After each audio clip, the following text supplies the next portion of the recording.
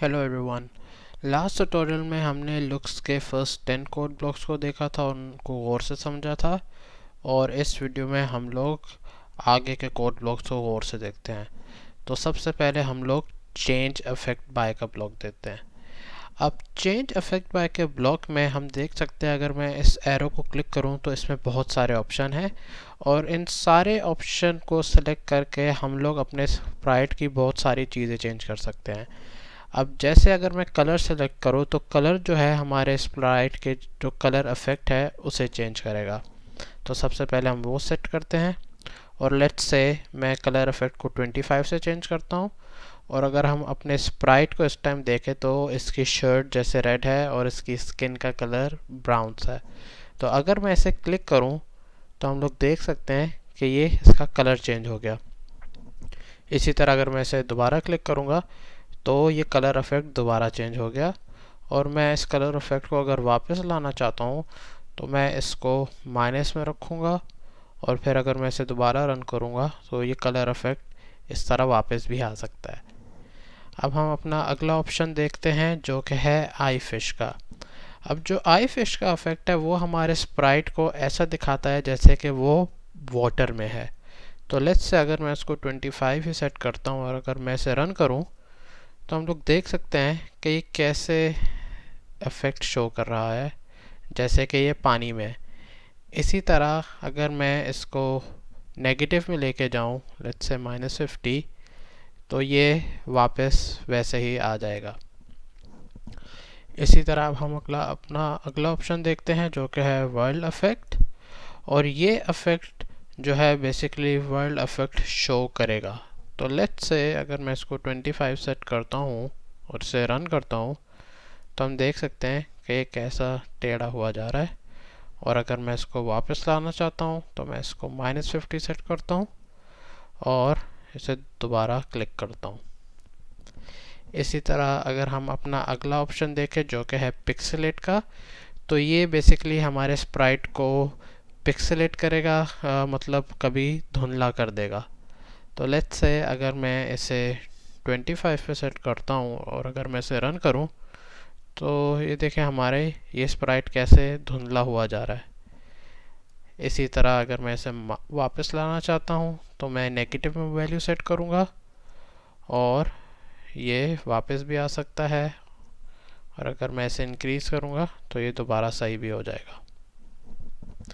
अब हम अगला ऑप्शन देखते हैं जो कि है मोसाइक का। और ये बेसिकली ऐसा इल्यूजन शो करेगा कि हमें लगेगा कि है हमारी स्क्रीन पे मल्टीपल स्प्राइट्स हैं।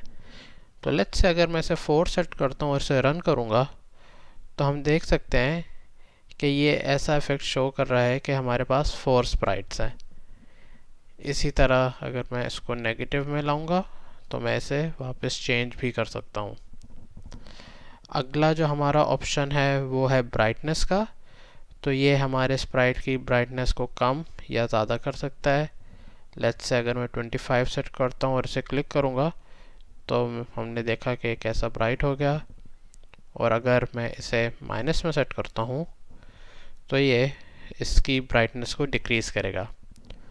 और जो लास्ट ऑप्शन है हमारे पास गोस्ट का, ये बेसिकली हमारे स्प्राइट को ट्रांसपेरेंट करता है। तो लेट्स से अगर मैं 25 सेट करता हूँ इसकी वैल्यू तो ये और देख रहे हैं ट्रांसपेरेंट होता जा रहा है। और अगर मैं माइनस में सेट करता हूँ तो ये वापस सही होता जाएगा। इसी तरह ये सारे ऑप्शन यूज़ करके हम अपने स्प्राइट में बहुत सारे इफ़ेक्ट्स ला सकते हैं। अब अगर हम अपना अगला कोड ब्लॉक देखें जो कि सेट का है, तो बेसिकली ये जो है एग्जैक्टली वही वैल्यू सेट करेगा जो हमने दी हुई है। और इसमें भी वही सारे ऑप्शन हैं जो हम ऑलरेडी चेंज के उसमें देख चुके हैं। और ये जो चेंज और सेट में फ़र्क हम पहले भी देख चुके हैं। जो चेंज वाला है वो बेसिकली जो करंट वैल्यू हम इसमें देंगे वो हमारी करंट वैल्यू में ऐड कर देगा या माइनस कर देगा। पर जो सेट जो है वो एग्जैक्टली वही वैल्यू सेट करेगा। अब हम अपना अगला स्प्राइट कोड ब्लॉक देखते हैं जो कि है क्लियर ग्राफिक इफेक्ट्स। अब ये कोड ब्लॉक ऐसा है कि हम जितने भी इफ़ेक्ट्स अपने स्प्राइट पे लाएंगे, जैसे मैं गोस्ट का लेकर आया हूँ या फिर कलर का लेकर आया हूँ, लेट्स से मैं इसका चेंज करता हूँ, और अगर अब मैं इस क्लियर ग्राफिक इफेक्ट्स को क्लिक करूँगा तो जितने भी इफेक्ट्स स्प्राइट पे होंगे वो इन सब इफेक्ट्स को हटा देगा। तो अगर मैं इसे क्लिक करूँ तो ये हमारा जो स्प्राइट है बाय डिफ़ॉल्ट ऐसा ही था, तो जितने भी इफेक्ट हैं वो इस स्प्राइट से हट गए।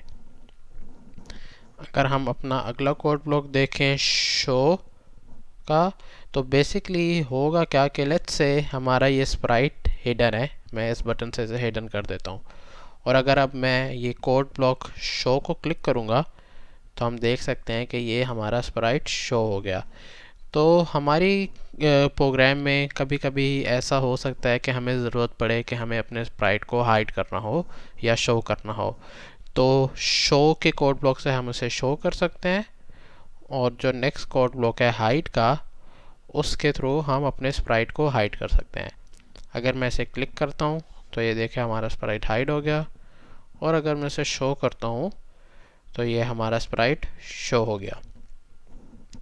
अब हम अपना अगला कोड ब्लॉक देखते हैं, वो है गो टू फ्रंट और बैक लेयर।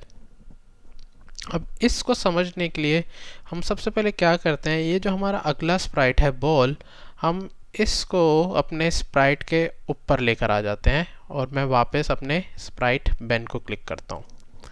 अब हम देख सकते हैं कि हमारी जो बॉल है वो बेसिकली फ्रंट पर आई हुई है, वो हमारे स्प्राइट के लेग को हाइड कर रही है। तो अगर मैं चाहता हूँ कि मेरा स्प्राइट आगे आए बॉल के, तो मैं ये कोड ब्लॉक यूज़ कर सकता हूँ गो टू फ्रंट का, या अगर मुझे उसको पीछे लेके जाना है तो मैं इसे गो टू बैक लेयर कर सकता हूँ। अब अगर मैं चाहता हूँ कि मैं अपने फ्राइट की लेग को बॉल के आगे लाऊं, तो मैं इसको गो टू फ्रंट लेयर पे सेट करूँगा, और अगर अब मैं इसे रन करूँ तो हम देख सकते हैं कि ये हमारी उसकी लेग आगे आ गई स्प्राइट की।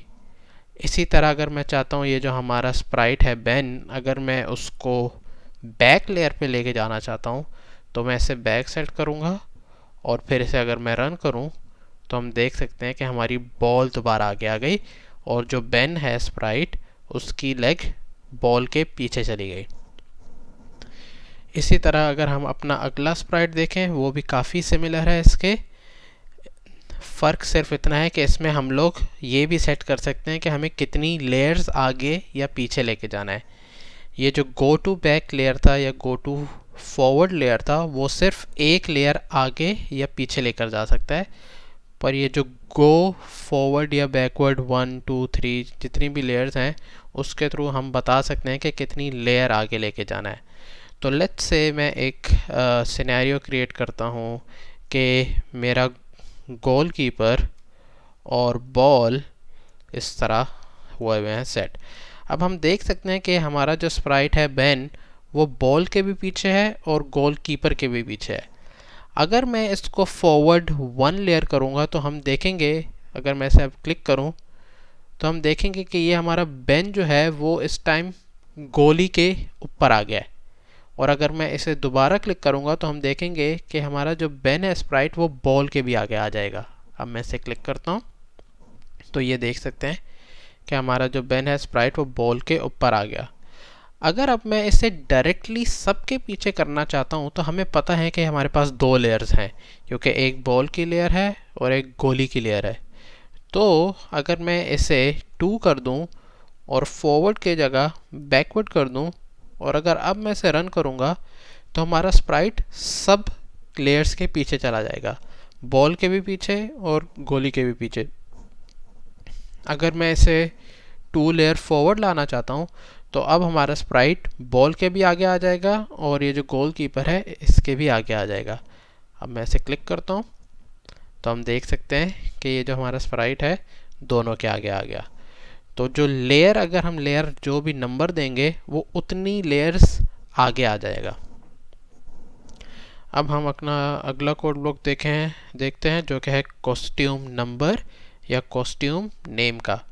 अब कॉस्ट्यूम नंबर और कॉस्ट्यूम नेम जो है बेसिकली हमें प्रिंट करके दिखा सकता है कि हमारे जो स्प्राइट ने इस टाइम कॉस्ट्यूम कौन सा पहना हुआ है।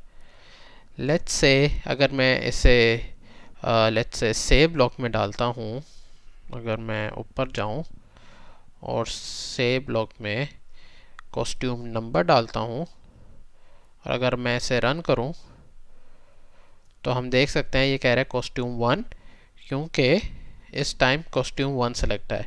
बट लेट्स से अगर मैं कॉस्ट्यूम 3 सेलेक्ट करता हूँ और अब इसे रन करूँ तो ये देखें ये कह रहा है कॉस्ट्यूम 3। इसी तरह अगर मैं नंबर की जगह नेम सेलेक्ट करता हूँ और अगर इसे रन करूँ तो ये कह रहा है बेन सी, और बेन सी कहाँ से आ रहा है, इस कॉस्ट्यूम नेम से। इसी तरह लेट्स से मैं बेन बी सेलेक्ट करता हूँ और मैं इसे क्लिक करता हूँ तो हम देख सकते हैं कि ये बेन बी कह रहा है फॉर 2 सेकेंड्स। तो हमारे प्रोग्राम में कुछ केसेस ऐसे हो सकते हैं कि जिस पे हम कहें कि अगर हमारे स्प्राइट का कॉस्ट्यूम ए है तो ये वाला कोड चलना चाहिए, और अगर कॉस्ट्यूम बी है तो दूसरा कोड चलना चाहिए। तो वो हम लोग इस कॉस्ट्यूम के कोड के थ्रू कर सकते हैं। अगर हम अपना अगला कोड ब्लॉक देखें जो कि है बैकड्रॉप का, तो ये भी काफ़ी सिमिलर है कॉस्ट्यूम के। द ओनली डिफरेंस इज इसमें हम लोग बैकड्रॉप का नंबर बताते हैं और नेम बताते हैं।